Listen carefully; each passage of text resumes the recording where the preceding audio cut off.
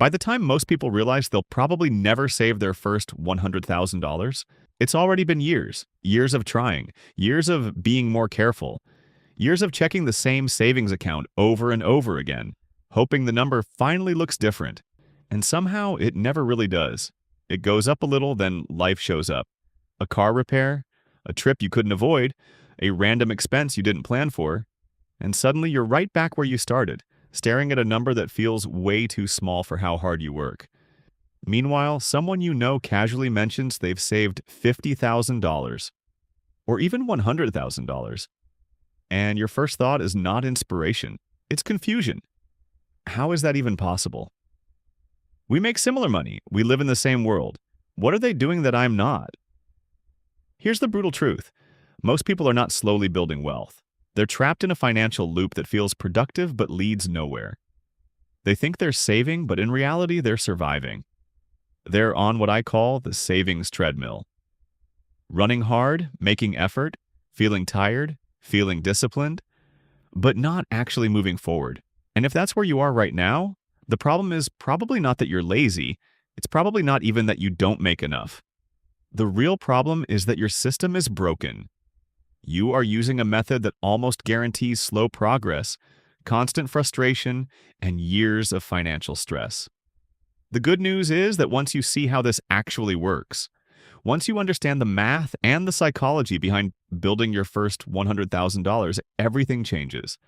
Because $100,000 is not just a random milestone, it is the point where money starts behaving differently. Before that point, saving feels hard. Progress feels invisible. Returns feel tiny. But after that point, the game changes. Your money starts helping you. It starts producing results that actually matter. It starts creating momentum. And that is why the first $100,000 is both the hardest and the most important milestone in personal finance. Think about the difference between having $5,000 invested and having $100,000 invested. If you earn an average annual return of 8%, which is actually lower than the long-term historical average of the stock market, $5,000 earns you $400 in a year. That's something, but let's be honest, it does not change your life. It doesn't make you breathe easier. It doesn't make you feel powerful. It doesn't give you options. But $100,000 earning 8% gives you $8,000 in a year. That is around $667 per month. And now we're talking about something real. That's money showing up without you trading your time for it. That's your investments generating the equivalent of a meaningful monthly bill or a major portion of your rent, or a small raise that you did not have to beg a manager for. And here's the part most people miss. To save an extra $667 from your paycheck every month, you'd probably need to earn much more than that before taxes. Depending on where you live and your tax situation, you might need around $900 to $1,000 in extra gross income just to keep that $667. So when you have $100,000 invested and it's earning around 8%, your money is basically creating the equivalent of a significant raise. And it does it quietly. It does it while you sleep. It does it while you are at work, at dinner, on vacation, or doing absolutely nothing. That is why this milestone matters so much. It is the point where money stops being something you only earn and starts becoming something that can earn on your behalf. But now, let's deal with the uncomfortable question. If this milestone is so powerful, why do so few people reach it? Why do so many intelligent, hardworking adults spend years trying to save and still never get there? Most people think the answer is income. They assume the only reason they are not building real savings is because they do not make enough money. And yes, income matters. I'm not going to pretend it doesn't. It is easier to save on a higher income than on a lower one. But income alone is not what separates people who build wealth from people who stay stuck. What keeps most people stuck is that they save the wrong way. They save leftovers, they wait until the end of the month, look at what remains, and try to move that into savings. That sounds reasonable. It feels responsible. It feels like the adult thing to do. But it almost never works consistently, because there is almost never anything left over. Life expands, spending expands, random costs appear, and somehow the end of the month always arrives with a reason not to save. This is the first big mistake. If you are trying to save what's left after life happens, you are choosing a method that guarantees weak results. The second big mistake is saving too little. A lot of people save 5% of their income and tell themselves they are doing fine because at least they are saving something. But the reality is much harsher. A low savings rate does not build momentum. It creates the illusion of progress while keeping your timeline painfully slow. If your goal is to build your first $100,000 in a time frame that actually changes your life, not sometime in the distant future when you're exhausted and cynical, you need a savings rate that creates pressure. For most people, that means 20% to 30% of take-home income. That sounds aggressive because it is aggressive, but building wealth on an average income requires aggressive behavior. There is no soft, casual, comfortable shortcut. The third mistake is where the money is sitting. If your savings are in a normal checking account earning almost nothing, you are making this far harder than it needs to be. Inflation quietly erodes the value of your cash every year. So even when the number in your account stays the same, your purchasing power is shrinking. That means your money is not neutral. It is losing ground. For short-term safety, you absolutely need cash. You need an emergency fund, you need liquidity. But once that emergency fund exists, the rest of the money needs to be put somewhere that gives it a chance to grow. Otherwise, you're trying to climb a mountain while dragging a bag of rocks behind you. The fourth mistake is lifestyle inflation. This is the silent killer of wealth building. Every time income rises, spending rises right along with it. Better apartment, better car, better dinners, better vacations, better clothes, better everything. And suddenly, the extra money that should have accelerated your savings disappears into a nicer version of the same life. This is why people making $150,000 can still feel broke. This is why people making much more than you can still have no real cushion. They are not financially free. They are just living an upgraded version of dependency. And the fifth mistake is having no real target. I want to save more money is not a plan. It is a vague wish. It has no deadline, no structure, no urgency, and no measurable standard. You need a number, you need a timeline, and you need to know what that actually means in monthly action. Otherwise, you drift. And drift is what keeps people financially stuck for years. So let's make this real. Suppose you want to build $100,000 in 10 years. If you invested monthly into a low-cost index fund and earned around 8% annually, you would need roughly a little over $500 per month to get there. That's already less intimidating than most people imagine. But now let's compress the timeline. What if you wanted to do it in 5 years instead of 10? Now you need around $1,350 per month.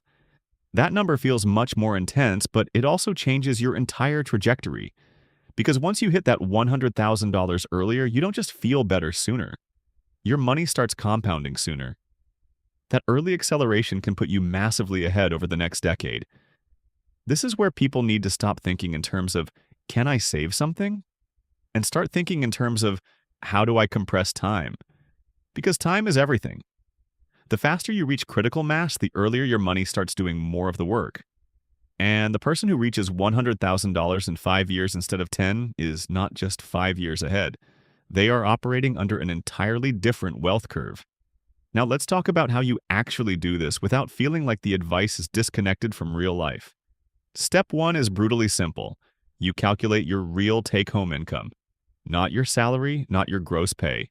What actually lands in your account every month after taxes, deductions, and retirement contributions. That is your real number. That is the number your life is built on. If that number is $4,500 per month, that's your reality. Now you work from there. Step 2 is choosing a real savings rate. If you want speed, not just slow motion progress, you should aim for 20% to 30%. On $4,500, that means $900 to $1,350 per month. That might sound impossible right now. Good. That means you're finally working with a goal that forces change. Because the truth is, nobody accidentally saves their first $100,000. It takes pressure. It takes structure. It takes a level of seriousness that most people avoid. Step 3 is the expense audit. This is where excuses go to die. You go through the last 3 months of your bank statements and credit card statements, and you categorize everything. Fixed expenses you can't change right away. Fixed expenses you can change with effort. Variable expenses you control entirely. Most people discover they are spending hundreds of dollars a month on things that are not adding meaningful value to their lives. Random subscriptions. Food delivery they barely enjoy. Impulse purchases they forget about a week later. Convenient spending that quietly eats the future. The point is not to become miserable. The point is to become honest. And here's something important. Instead of obsessing over cutting 20 tiny expenses, look for one major cut. One move that changes the math in a real way. Housing is the biggest one for most people. Transportation is another. A roommate, a cheaper car, a lower cost area, a pause on upgrading your lifestyle. One big cut can do more for your savings rate than a year of pretending coffee is the reason you're broke.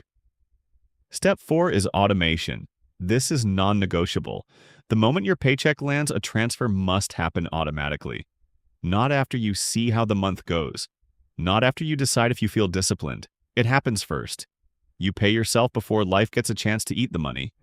If the system depends on motivation, it will fail. If it depends on structure, it has a chance. Now, if you've cut the waste and automated the savings and you still can't get to the number you need, then we go to the other side of the equation, income. Because while there is a floor to how much you can cut, there is no ceiling on how much you can earn. And increasing income is the fastest way to compress your timeline. Start with your current job. When was the last time you asked for a raise? Not hoped for one. Not waited for one. Asked for one. Most people never do. They assume good work will somehow get noticed and rewarded. Sometimes it does. Often it doesn't. You need to know your market value, document your wins, and make the case directly. A raise of even $500 more per month can slash years off your timeline if that money goes straight into your investments. Then there's side income. And no, this does not mean you need to become a business guru or some productivity robot who sleeps 4 hours a night. It means you need an extra stream of cash that goes entirely toward the goal. Freelancing, consulting, selling a skill, driving part-time. Something that fits your life and your energy. The rule is simple. Side income does not upgrade your lifestyle. It accelerates the mission. And then there's skill stacking. Investing in yourself can be one of the highest return financial decisions you ever make. A certification, a license, a technical skill, a new competency that makes you more valuable in the market. People love to think of investing only as putting money in the stock market. But the truth is, sometimes the highest ROI move is making yourself more expensive to hire. Once the money is being saved, you need to know where it goes. First, your emergency fund belongs in a high-yield savings account. You need a cushion. You need cash for real emergencies. But beyond that, wealth building belongs in diversified, low-cost index funds. Not random stock picks. Not whatever social media is hyping this week. Broad market exposure, consistent investing. Let the machine work, contribute automatically, buy every month, ignore the noise. And this is where the psychology matters because the math alone is not enough. At some point, you will feel FOMO. Your friends will be spending, traveling, upgrading, posting, flexing. You will question whether it's worth it. You need to remember this. Most people are spending their future to feel rich for a moment. You are building something that actually creates freedom. They may look more comfortable now, but 5 years from now, many of them will still be trapped in the same cycle. At some point, the market will drop. Your account will go backwards. You will feel sick. You will wonder if you should stop. This is where people fail. They say they want wealth, but they panic the moment the path gets uncomfortable. Market volatility is not a sign that your plan is broken. It is part of the plan. If you are early in your journey, downturns are not a curse. They are discounted shares. The problem is that most people intellectually understand that until their balance turns red, and then there's lifestyle pressure. This one is constant. Every raise will tempt you. Every new dollar will come with a voice that says, "You deserve this." Maybe you do. But if every income increase turns into a spending increase, you stay trapped. One of the best rules you can follow is this: every raise gets divided. At least half goes to savings. Better yet, 75% goes to savings and 25% can improve your lifestyle. That way, your life gets better and your future gets stronger at the same time. You also need accountability. Track your progress every week. Not obsessively, but consistently. Watch the number. Let yourself see the movement. Find one person who knows your goal. Someone you can report to. Someone who can remind you who you said you wanted to become when you're tempted to sabotage yourself. Create milestones. Celebrate every $10,000, not with something reckless, but with something meaningful. Progress needs to feel real, or people quit. And what happens when you finally reach $100,000? Everything changes. Your stress drops. Your options expand. You can handle life without immediate panic. You can negotiate harder because you're not desperate. You can walk away from things that don't serve you. You can take smarter risks. And most importantly, your money starts making a real contribution to your life. It starts carrying part of the load. At that point, you are no longer just someone trying to save. You are someone who knows how to build wealth, and that identity matters. Because once you become the kind of person who can build the first $100,000, the second one comes faster. Then the third. Then things start moving in a way most people never experience. So here's the real question. Are you willing to live differently for the next few years so you can live with freedom for the next few decades? Are you willing to be a little more disciplined now so your future can be dramatically easier?